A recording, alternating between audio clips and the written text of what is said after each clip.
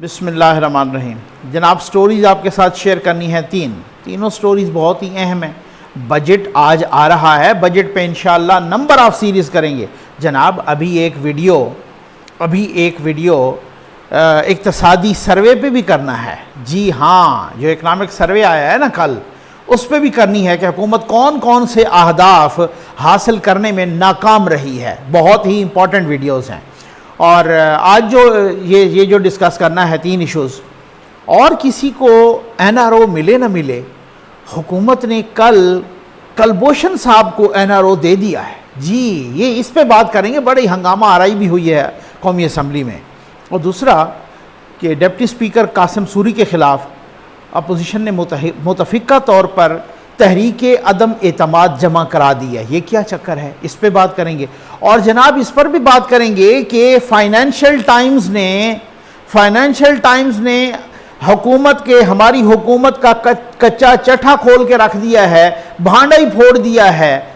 और कहा है कि क्या कह रही है हुकूमत कि हम अमेरिका को अड्डे देंगे और उसके बदले में क्या लेंगे। जी हाँ, कल बहुत बड़ी बड़ी चीखें सुनाई दे रही थी। वो आपने भी सुनी होंगी, आप में से बहुत सारों ने, जो अपने कहा हमने ये नहीं कहा, ये इन्होंने ऐसे ही कर दिया, ये ऐसे लिख दिया। तो अगर ऐसा नहीं कहा तो फिर फाइनेंशियल टाइम्स को सू करो। हिम्मत है तो फिर उनको डेफेमेशन का नोटिस भेजो, ठीक है ना। ऐसे ही होता है। किसी भी स्टोरी पे आने से पहले मैं वज़ीर साहब का एक ट्वीट देख रहा था। उन्होंने कहा जी 0 हो गई है बस लोड शेडिंग, हमने सिस्टम में 1500 मेगावाट डाले हैं और जी 0 हो गई है, ख़त्म, मामला ही ख़त्म। ठीक, मैंने को 2-3 फ़ोन किए मुख्तलिफ़ जगहों पर। मैंने कहा यार, बात यह है ना, सहाफ़त का तकाजा ये है कि उससे पहले बंदा ज़रा बात तो करे ना, सबूत होना चाहिए। उन्होंने कहा सर कि जब आप हमसे बात कर रहे हैं ना, इस वक्त भी हमारी लाइट नहीं है। अब मुझे ये बताएं इंसाफ से, माज़रत के साथ, इस मुबैना डठाई का कोई इलाज है कि वज़ीर साहब खैर से ट्वीट कर रहे हैं कि बिल्कुल लोड शेडिंग 0 हो गई है, और हम जहाँ पता कर रहे हैं इधर उधर से, वो कहते हैं अभी भी लोड शेडिंग है। तो अब आप अंदाज़ा करें इस चीज़ का, ये डिठाई किसने सिखाई। ये अब छोड़ दीजिए इसको, आगे चल। वो अब मैं हैरान हूँ कि हर दूसरा वज़ीर, फवाद चौधरी साहब, दूसरा तीसरा, सारे वो कह रहे हैं जी इकॉनमी बहुत ऊपर जा रहे। उनको सिखाया गया है ना भाई, किसी को बताओ कि ज़रा आप बाहर जाके मार्केट तो देखो, यकीन करो, मैं कहता हूँ ऐसे अल्फाज नहीं इस्तेमाल करने की आदत नहीं है, लेकिन अवाम से जूते पड़ेंगे। तो यहाँ पे ये हालात हैं, आपको ये सिखाया जा रहा है, हर दूसरा बंदा बयान दे रहा है बड़ी ऊपर जा रही है, पता नहीं वो कैसे ऊपर जा रही है। आ जाए जनाब, सबसे पहले कलभूषण के NRO पे कल अचानक अपोजिशन हैरान रह गई है देख कर। उन्होंने कहा ना डिस्कस किया ना कुछ, ये तो एजेंडा हमने देखा, फला नंबर का आइटम देखा, उस पर लिखा हुआ था कलभूषण के लिए बिल मंजूर किया जा रहा है, और बिल मंजूर हुआ इतने शोर शराबे के बावजूद भी। नज़रसानी बिल, ठीक है, यानी अपील उनको ये दी गई। फिर उसके बाद फ़रोग नसीम साहब ने कई वजाहतें पेश की, जनाब हम ये ना करते ये हो जाता। भाई मैं हैरान हूँ, मैं कोई उन टेक्निकलिटीज़ में नहीं जा रहा, लेकिन मैं हैरान हूँ कि नवाज शरीफ साहब पर यह एतराज़ था कि वो कलभूषण का नाम नहीं लेते, और वो गद्दार हो गए। ठीक, और जो कलभूषण की वकालत कर रहे हैं, कितनी दफ़ा इस्लामाबाद हाई कोर्ट में जाके दुआएं दी हैं। तो इस्लामाबाद हाई कोर्ट ने कहा नहीं जाओ भारत को कहो कि वकील उसको प्रोवाइड करे, जाओ आप फिर से कहो, ठीक हो गया ना। मैंने तो ट्वीट भी किया, और मैंने कहा हो सकता है, ऐन मुमकिन है कहीं किसी भी वक्त फ़रोग नसीम साहब जैसे 2 मरतबा आर्मी चीफ़ का उन्होंने केस लड़ा था ना, चले वो तो अपने आर्मी चीफ़ थे, तो और वजारत से इस्तीफ़ा देते थे और फिर आ जाते थे। मैंने कहा ऐन मुमकिन है, इम्कान खारिज अज़ इम्कान नहीं करार दिया जा सकता कि वो अब कलभूषण का केस लड़ने के लिए भी अखाड़े में उतर आएँ और वजारत से इस्तीफ़ा दे दें। बस इतना ये कसर बाकी रह गई है। बाकी तो उन्होंने जनाब, हमने अपने वज़राए आज़म को अपील के हक से महरूम कर दिया है। 3 दफ़ा के इलेक्टेड प्राइम मिनिस्टर को डायरेक्ट सुप्रीम कोर्ट से, खैर से उनको ना उनका केस हाई कोर्ट में चला ना कहीं नीचे चला, वो जनाब उस तरीके से उनको जो है ना हमने उधर ही से फारिग कर दिया। लेकिन कलभूषण के लिए हमें वो एक अदालत दूसरी अदालत, हम कलभूषण को हमने हक अपील देना है, हक वो क्या कहते हैं नज़रसानी देना है, उसका नाम भी बिल का यही है, ठीक है ना, वो मंजूर हो गया है। तो मैंने वही कहा कि अगर किसी को NRO, खान साहब रोज़ कहते हैं कि मैं NRO नहीं दूंगा, पता नहीं वो किन के लिए कह रहे होते हैं, ठीक है ना। और आपने कलभूषण को, किसी को NRO दें ना दें, कलभूषण को इस हुकूमत ने NRO दे दिया है, क्या बात है जी। आ जाए जनाब कासिम सूरी वाले मामले पर, आपको मुझे पता है इसी खबर का इंतज़ार होगा, और ये अपोजिशन का पहला वार हुआ भाई। इस पे ना मैंने बड़े इसके तमाम पहलू डिस्कस करने हैं।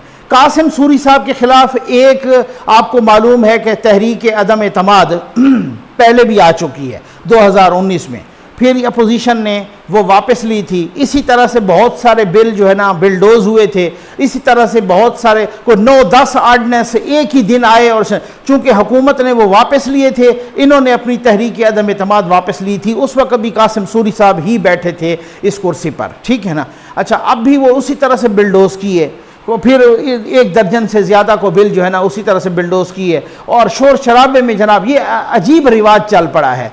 तो उन्होंने कहा कि कोई उसका कोई रूल्स रेगुलेशंस नहीं, जनाब अंधाधुंध मारा उन्होंने उठ के जनाब उनके खिलाफ तहरीक अदम एतमाद पेश कर दी और जमा करा दी, और जिसमें नून लीग भी शामिल है, जिसमें पीपल्स पार्टी भी शामिल है, जिसमें जमीयत उलमा इस्लाम मौलाना फजल रहमान साहब की जमात भी शामिल है, जिसमें ANP भी शामिल है, जिसमें और भी बलूचिस्तान की तकरीबन PDM की जमातें शामिल हैं। आजकल तो खैर पीपल्स पार्टी और ANP PDM में नहीं है, लेकिन इस तहरीक के जमा कराने में तमाम के तमाम एक पेज पर हैं।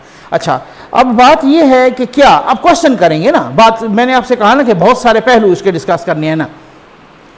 क्या ये सिर्फ गुस्से में किया गया कि सूरी साहब ने फिर से वही मुबैना तौर पे गैर जिम्मेदाराना और गैर कानूनी एक रास्ता अख्तियार किया, जिसकी वजह से अपोजिशन को गुस्सा आया और उन्होंने कहा कि लो जी तुम्हारे खिलाफ जो है ना ये अदम एतमाद की तहरीक, और फिर उसके बाद हुकूमत अगर वो बिल या कुछ वापस ले ले और आर्डनेंस से की सूरत में, और वो तो खैर अभी वो जाएंगे आगे सेनेट में भी, वो वापस ले ले तो फिर ये वापस ले लेंगे। क्या ये ऐसा ही है 2019 की तरह? दूसरा, कुछ लोग कह रहे हैं कि ये कुछ ऐसा है कि असल में ये टेस्ट केस है, क्योंकि यहाँ पर ये इनकी होती है जो तहरीक अदम एतमाद होती है, और ख़ास तौर पे जो स्पीकर के सिलसिले में वो खुफिया होती है, और अगर ये खुफिया कामयाब हो गई तो फिर तो बहुत बड़ी बात है, फिर तो असद कैसर साहब के अगेंस्ट भी आ सकती है और कोई और तहरीक अदम एतमाद भी आ सकती है जो बहुत बड़ी है, क्योंकि उनको पता लग जाएगा ना कि ये फिर किस तरीके से, क्योंकि बहुत सारे जहांगीर तरीन साहब के ग्रुप के भी लोग हैं जो ज़ाहिर खुफिया ही वोट डालेंगे, तो जो खुफिया कामयाब हो गई तो फिर हो सकता है कि सामने वाले भी कामयाब हो जाए। अभी कल राना सनाउल्लाह साहब का बयान था कि 30 से 35 लोग ऐसे हैं कि जो इस हुकूमत से अलहदा होने के लिए तैयार हैं, और अगर वाकई ऐसा है तो ये तो 4 वोटों पे टोटल हुकूमत खड़ी है, तो 30 से 35 इधर उधर गए तो फिर तो सब कुछ ही गया, ठीक है ना। तो क्या ऐसा है कि ये सिर्फ एक टेस्ट केस है? क्योंकि स्पीकर के खिलाफ जब वो आती है ना, तो अब जो सेक्रेटरी होता है असम्बली का उसके पास जमा कराई जाती है, वो जमा करा के फिर उसके बाद वो सेक्रेटरी तमाम को नोटिस करता है मेंबर्स को, फिर एक 7 दिन के अंदर 7 दिन के अंदर वो जो 7 दिन के अंदर जनाब वो नोटिस जाते हैं, और वो आता है, इजलास होता है। जब तक कार्रवाई कोई फाइनल ना हो तब तक उसका असम्बली का इजलास मुलतवी नहीं हो सकता, और जनाब जब वो इजलास आता है असम्बली का, कौमी असम्बली का, तो तब उसके बाद कहते हैं कि अगर 1/4 मेंबरान उठ के ये इस हक में दे दें फैसला या वोट कि जी बिल्कुल हमने जो है ना इनके खिलाफ तहरीक अदम एतमाद जमा कराई और लानी है, तो फिर तहरीक पेश करने की इजाज़त दी जाती है।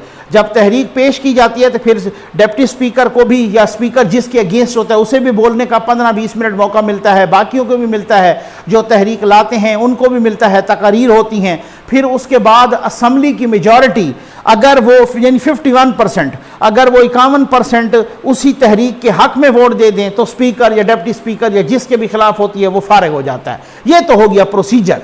अब उसके बाद अब ये देखें कि ये क्या, अगर अपोजिशन वाले ये वापस नहीं लेते तो फिर तो इसका मतलब है कहीं से कोई ग्रीन सिग्नल भी मिला होगा। अगर वापस नहीं लेती और इस पर कार्रवाई शुरू हो जाती है तो फिर, क्योंकि मैं नहीं समझता कि अगर कार्रवाई शुरू हो जाती है तो फिर अपोजिशन ने, और ख़ास तौर पे जो पीपल्स पार्टी बार बार ये कह रही है कि नंबर होते हुए भी अगर ये हम इनके खिलाफ नहीं करते तो नून लीग इनकी सहूलतकार बनी हुई है। तो अब देखते हैं कि वो क्या वापस लेते हैं, और अगर वापस लेते हैं तो फिर पीपल्स पार्टी की बात में मुझे शायबा होगा, शक होगा कि किधर गए वो नंबर। और अगर नंबर वाकई हैं और ये खुफिया राय शुमारी होती है स्पीकर या डिप्टी स्पीकर के लिए, और वो जीत जाते हैं, पोजीशन जीत जाती है और डिप्टी स्पीकर को नया आ जाता है, तो फिर बहुत खतरनाक घंटी होगी।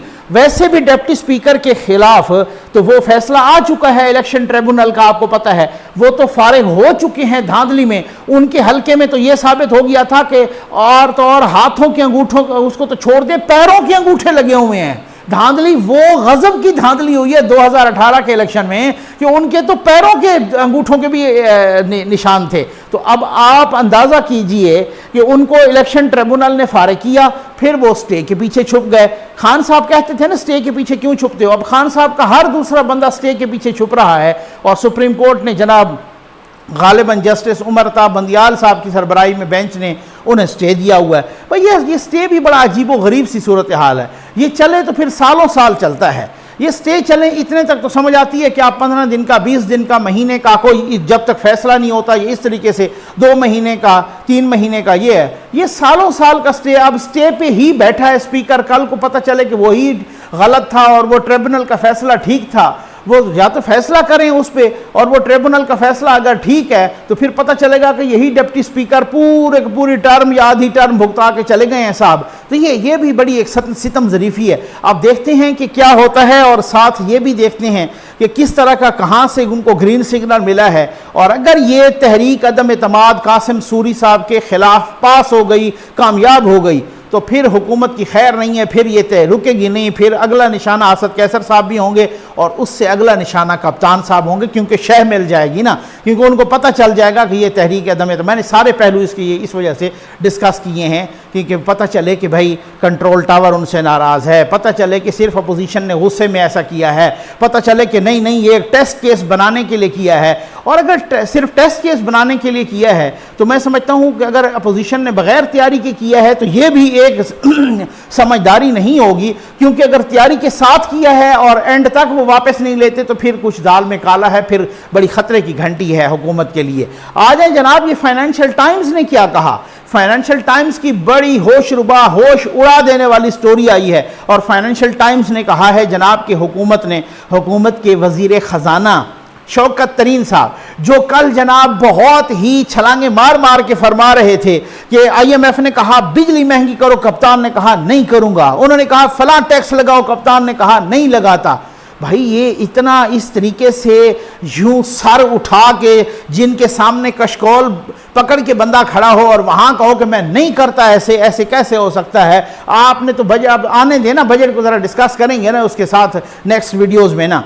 बात यह है, फाइनेंशियल टाइम्स ने यही कहा कि पाकिस्तान के वजीर ख़जाना कह रहे हैं कि जी अगर नहीं कहा तो सू करो ना उनको ना, अगर नहीं कहा तो उनको जाके डेफेमेशन नोटिस दो ना। डेफेमेशन नोटिस ऐसे ही होता है कि जहां दिया जाता है, इसी तरह से मरहूम मुशाहिदुल्लाह खान साहब नहीं डेफेमेशन नोटिस जीत गए दुनिया टीवी के खिलाफ, ठीक है। और इसी तरीके से आप में हिम्मत है तो दो फिर फाइनेंशियल टाइम्स को भी इसी तरह से आप डेफेमेशन नोटिस सू करो उनको ना, मुकदमा करो उनके खिलाफ कि भैया हमने बयान नहीं दिया तो आपने क्यों छाप दिया इस तरह का, हमने तो कहा ही नहीं है इस तरह। उन्होंने कहा जनाब वजीर खजाना साहब कहते हैं हम तो यानी यूं समझ लें कि हम तो अमेरिका के साथ तिजारत करेंगे। कैसे कि हम अमेरिका की बात मानेंगे, उनके साथ मिलिट्री का ऑपरेशन होगा, अड्डे शड्डे देंगे, सारा कुछ ये करेंगे और इसके जवाब में रियायतें लेंगे वर्ल्ड बैंक से भी, IMF से भी। हैं, समझ आ गई ना आपको ना। तो मकसद कहने का ये है कि अब वही अगर सीन खुदा न खास्ता दोहराया गया जो कि मुशर्रफ साहब के ज़माने में दोहराया, और इस कौम ने